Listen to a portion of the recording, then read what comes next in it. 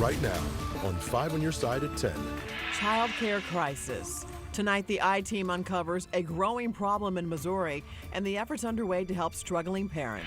Thursday Thunder, where the chances are highest and why if there is anything frozen falling, it won't be snow. Our top story, tragedy in Ferguson. A mother and 4 children die in a suspicious house fire. She was very good with her kids. She was very good mother. Tonight, a community comes together in grief and shock. When something this horrendously tragic happens, people are hurting. Tonight, investigators from bomb and arson and homicide detectives are all looking into what happened. Good evening, everyone. I'm Kelly Jackson. And I'm Mike Bush. The fire broke out around 4:30 this morning on North Clay Avenue in Ferguson. 5 people and 3 family pets were killed. Family tells 5 on Your Side that 39-year-old Bernadine Prusner and her 4 young children were inside the home at the time. Just hours ago, a somber vigil was held at Jeske Park, just down the street from the family's home. Our Robert Townsend was there and spoke with community leaders coming to grips with this terrible day. Robert. Michael, people in Ferguson and all around the St. Louis region are feeling immense pain after hearing what happened to the family. They came together in prayer. So we just pray for this family and those that are left here. In song. How sweet the sound. And in moments of silence. More than 24 saddened neighbors, police officers, and others huddled in a circle hours after Bernadine Prusner and her 4 children were killed in a house fire in Ferguson. You know, I just want to sit down and bawl my eyes out. After she heard about the early morning tragedy, Councilwoman Linda Lipka organized this vigil at a nearby park. I didn't get to meet her kids. I didn't get to meet her, but I didn't have to know that she mattered. It comes down to humanity. It comes down to community.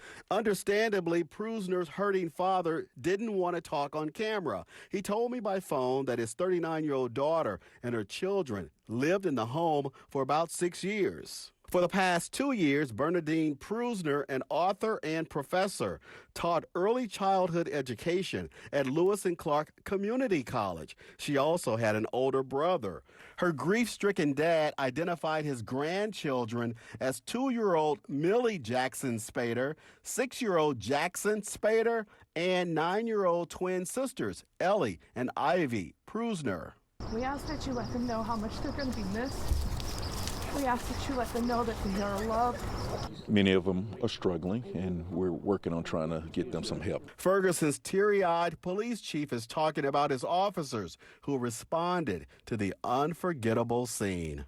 People see us, law enforcement, we're supposed to be these tough people, but as I tell people, we're also human too. We will continue to come together as one in love to do whatever we can to help. Prusner's father also told me he just saw his daughter last night at dinner and everything seemed to be fine. He says we are all just devastated right now. Neighbors awoke to sirens and later learned the devastating news. Laura Barcheski was in the neighborhood this afternoon and spoke with people who knew the family. Many neighbors on North Clay Avenue in Ferguson were woken up just before 4:30 Monday morning by the sound of fire trucks blocking off their small, normally quiet street. So I raised my window up and I said, I saw the flames coming from that top window, and pretty much that was all I could really see because the fire trucks.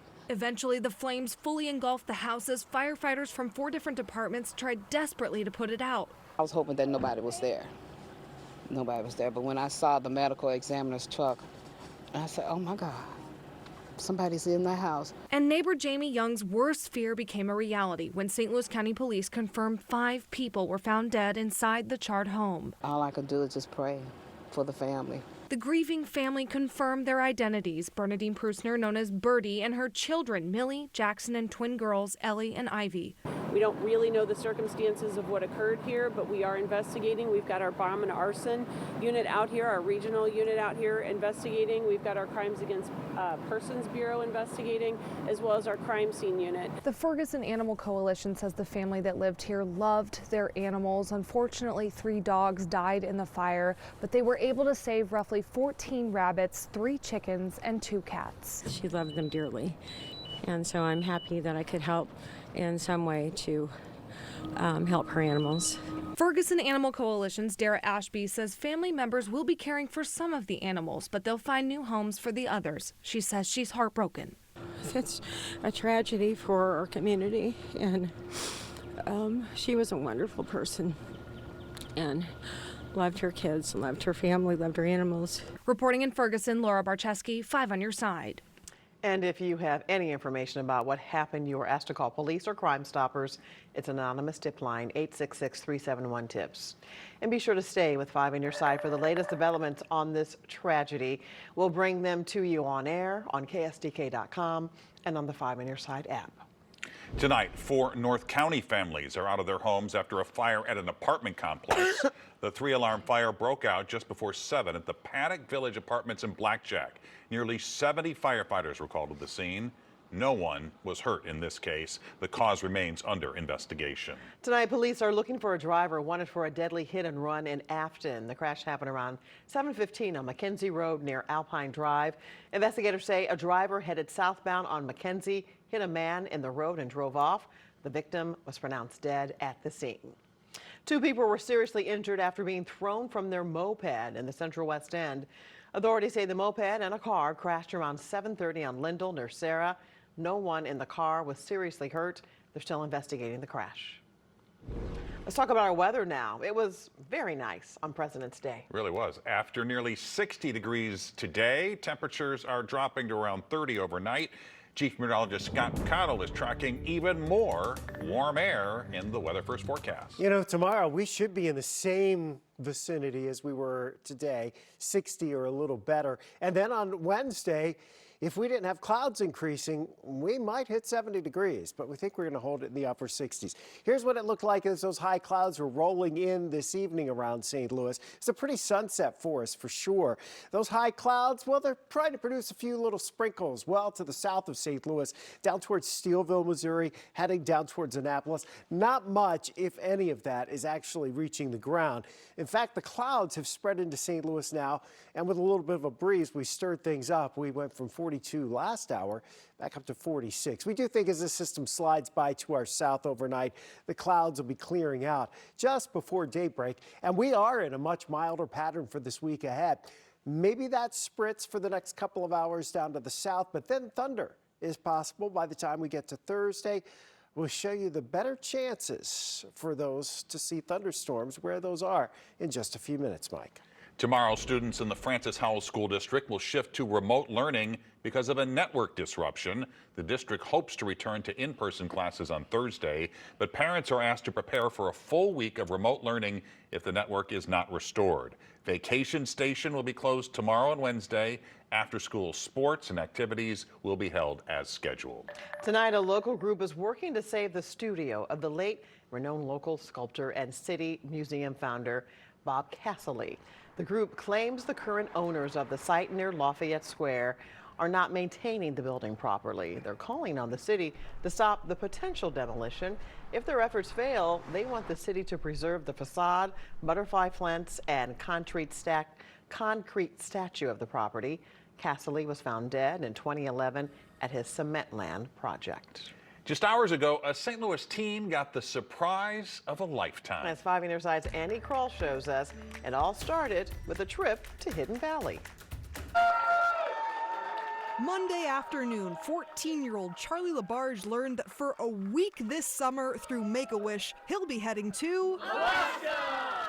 His dream after being diagnosed with a life-threatening disease in June of 2022. I have rhabdomyosarcoma, which is a cancer of the eye. A tumor attached to a nerve above Charlie's right eye was removed, impacting his muscle and soft tissue, followed by 6 months of chemotherapy and 1 month of radiation. Charlie's dad getting choked up, remembering all of that treatment. First off, he's got amazing care, sorry. He's had some surgeries to repair, to allow his eye to be a little bit more open. Now in remission for a year, Charlie is looking to the future. I want to go into the field of science, probably. I really enjoy science and math. Spectrum sponsored the trip with Charlie's parents and 4 siblings. This kid is just amazing. He He has an eye on nature. He knows everything about Alaska to the nth degree. Even on a very sunny Monday, thanks to some man-made snow magic, Charlie and his family were able to come out and hit the slopes after hearing the incredible news from the Make-A-Wish Foundation here at Hidden Valley Ski Resort. We actually have proven data now that proves that kids are willing to comply with treatment more, that they're going to go see their doctors because they want to look forward to their wish. Charlie's advice for other kids dealing with cancer? I would just say that it might seem like it's a rough time, but you'll get through it, and it's not as hard as it seems. Reporting in Wildwood, Annie Krall, 5 on your side. Charlie and his family leave for Alaska on June 8th and will be at the Make-A-Wish Walk for Wishes on April 13th. That's in Forest Park. And if you're interested in registering for the walk or to donate, we have a link with this story at KSDK.com. A crisis in childcare. Some are closing because they can't get the staffing, so they can't get the children, and so they just can't make their budget. The sudden closure of a local daycare highlights a growing problem the I-Team has been tracking for years. The solution's now on the table to fix it. Slamming the brakes on expired temp tags, the proposed law that would put Missouri mechanics in the driver's seat. Some of you may choose to drive with the top down as warmer weather returns. How this stormy weather in California impacts our region later this week. Developing tonight, a mega merger that will combine two of the largest credit card companies in the U.S. Capital One has announced it's buying Discover Financial Services.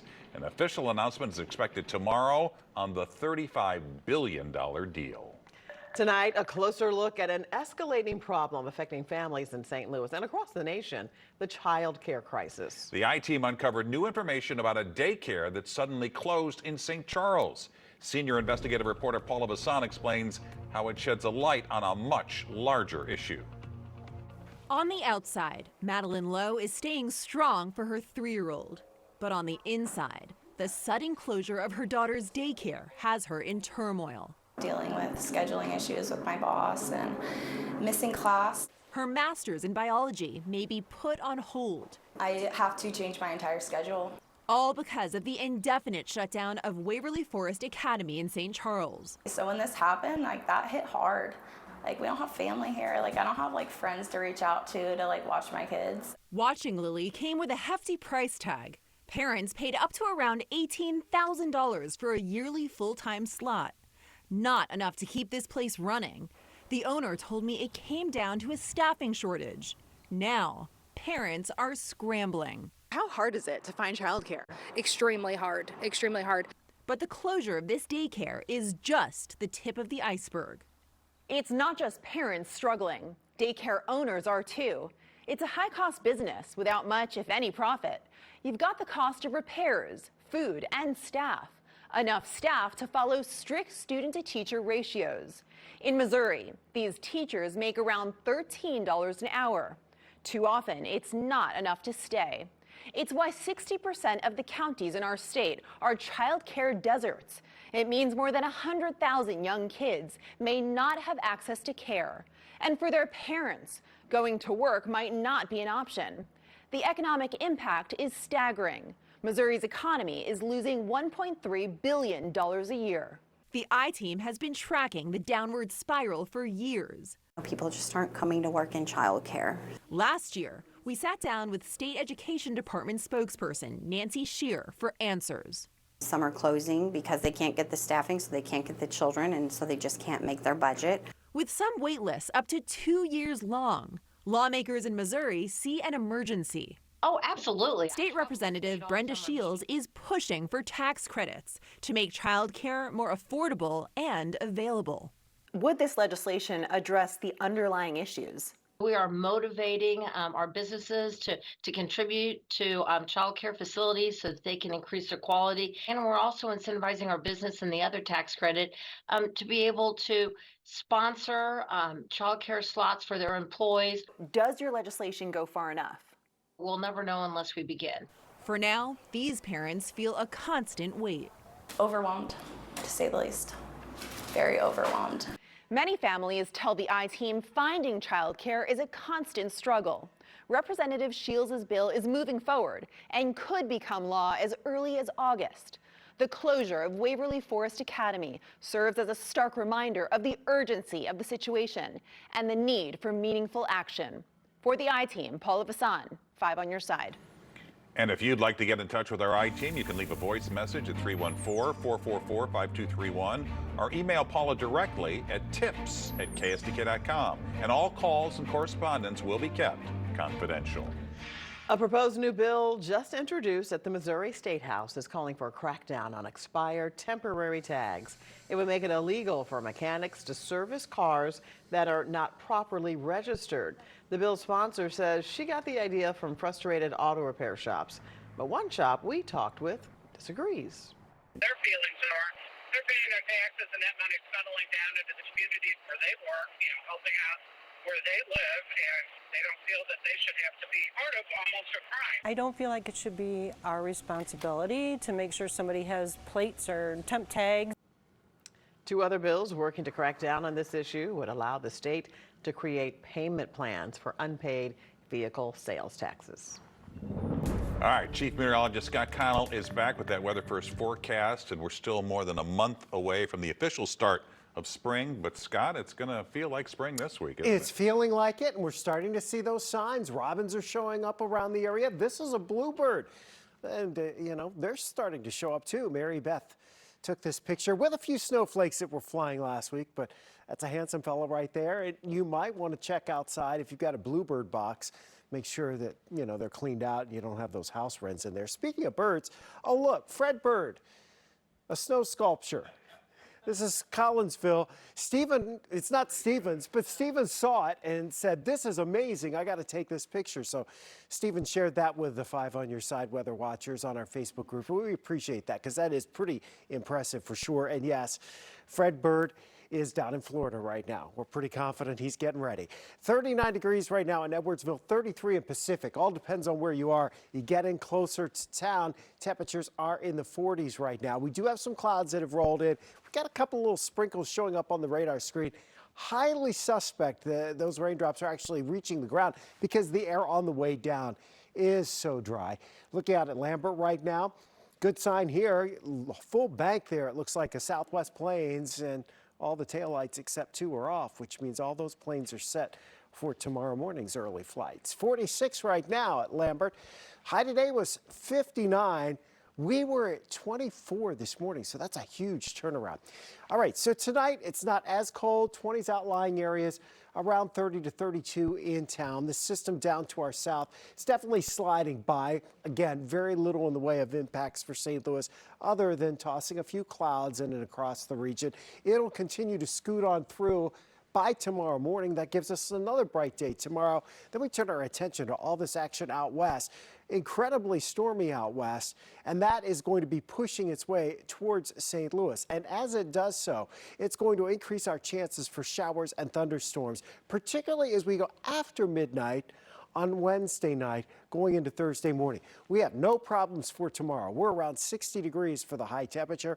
On Wednesday, we're up to 67, and the clouds will start to increase. We would go 70 in our forecast if it weren't for those increasing clouds. As we head towards the overnight hours on Wednesday into very early Thursday morning, one little batch of showers and thunderstorms possible. That could be one that produces a few hailstones to the south of St. Louis. We'll wait and see, but we know it's not going to be thunder snow. And then some more showers and rumbles of thunder during the day on Thursday. All of that scoots out, and it looks like a fabulous weekend's on the way. It's amazing how much a week We are difference so can dressed. make. Yeah, I mean we're used to swings in St. Louis, Right. But it seems like this winter has been rather dramatic. Yeah. Scott, thanks. Thank you. Hey, Frank is next with sports. The Blues in action. Mizzou lost their AD. The Cardinals were on the field, and you won't believe what happened at the Daytona 500.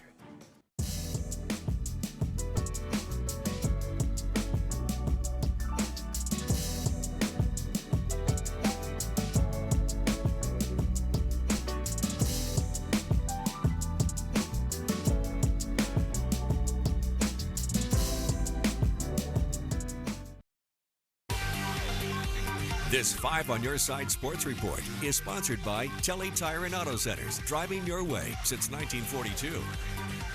Her son plays on the Mizzou basketball team. She's raising money like a hedge fund manager. $62 million 2 weeks ago.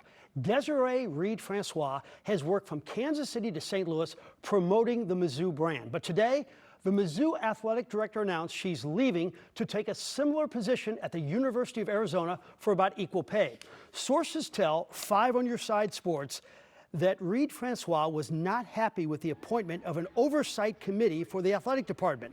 Since she arrived, she's reported to one person, and that was the president chancellor, Mun Choi. Arizona's athletic department stands to lose $65 million over the next 2 years. Mizzou made $141 million last year. Go figure. Taking flight. Card Spring Training, sponsored by Wood Basement Systems.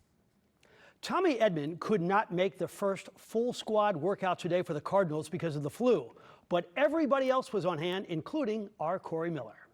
One thing about 2024 Cardinals camp has already been made abundantly clear. This team is ready to put 2023's 91-loss season behind them. Manager Ollie Marmol is in the last year of his deal, and he told me the only thing he's worried about this season is winning. I think, to your point, is it human nature? Sure, but man, God has a reason for me being here. I'm not concerned with what my future holds. I never have been, and hopefully never will be at the moment. My job's to connect with those guys and do a good job for the organization, continue to put ourselves in the best chance to have success, and win some ball games. And I can tell you I'm highly committed to those things at the moment. I also chatted with designated hitter Matt Carpenter earlier today, who said he's excited to be back and ready to get this franchise back to the standard of winning. That's the story from Jupiter down at spring training. I'm Corey Miller, 5 on Your Side Sports. You should never feel too confident about the St. Louis Blues this year. I would be willing to bet a gourmet meal prepared by Mike Bush, yes, he can really cook, that the Blues are battling till the final week for the final playoff spot. Toronto was too much today. Austin Matthews is one of the great players in hockey, gets the assist here to open up the scoring to Matthew Nyes, who beats Joel Hofer. And then Matthew does what he does best. 49 goals in 54 games. He is off the charts great. The Blues pulled their goalie late, and Torrey Krug gets the goal, not enough. Toronto wins 4-2. The first back-to-back losses for the Blues this month. It is disappointing, we didn't play well against Nashville, and we still had an opportunity to be in that game, and we let that slip away. And then today we're tied going into the third, and we take a penalty right away, ends up in the back of our net. You got to find a way to stay in games and win hockey games, because that's the difference right now in the year, and we know how tight the points are. So, for us, it's just finding ways to win. Drivers, start your engine! He's got to work out a little bit more. The 66th running of the Daytona 500 was a wild one. With 9 laps to go, there was a major crash. It took out 18 cars. Only 40 cars started the race. There was another wreck on the final lap just as William Byron was crossing the finish line. He is the winner, so it was determined Byron had taken the white flag just before the caution was out. Congrats to UConn coach Gino Auriemma. Today, his Huskies beat Creighton 73-53. It was victory number 1,203 for Gino. He moves past Coach K for second on the all-time list. Tara Vanderveer from Stanford is still the leader at 1209, but Coach Auriemma has gotten to 1,200 with 100 fewer losses. And I'm telling you, that women's Final Four, if you got Gino, if you got number 1 South Carolina, LSU, the defending champion, and Caitlin Clark, that would be better than any men's Final Four. It really would be. Yeah, it really would. Yep. All right, thanks, Frank. All right, tonight we have The Dish on an effort to name the official meal of Missouri. And no, it's not toasted wraps. Our Black History Shaping St. Louis event is this Thursday at the Missouri History Museum. Happy hour starts at 5. The program's at 6:30. Brent Solomon and I will moderate. It's free. No registration is required. St. Patrick's Day is less than a month away, and this year marks the 40th anniversary of the Ancient Order of Hibernians Parade in Dogtown. To celebrate, organizers are asking local marching bands to take part. The annual parade on March 17th started in 1984 in Clayton. It was held the next year in Hazelwood before moving to its longtime home of Dogtown in 1986. A new bill in the Missouri House of Representatives calls to make Springfield cashew chicken the official state dish. A Chinese immigrant who moved to southwest Missouri after World War II came up with the deep-fried version to make his native cuisine more appealing to locals and is now served in 70 restaurants in Springfield. So that would be the state dish? Yes. Cashew chicken. Cashew chicken. Okay. Who knew? You don't think Missouri and cashew chicken. No. No, you don't. Unless you're in Springfield. That's right. All right. And there you have it, 5 on your side at 10. The Tonight Show starring Jimmy Fallon is next. Be sure to start your day with Today in St. Louis at 4 a.m. Have a great tomorrow.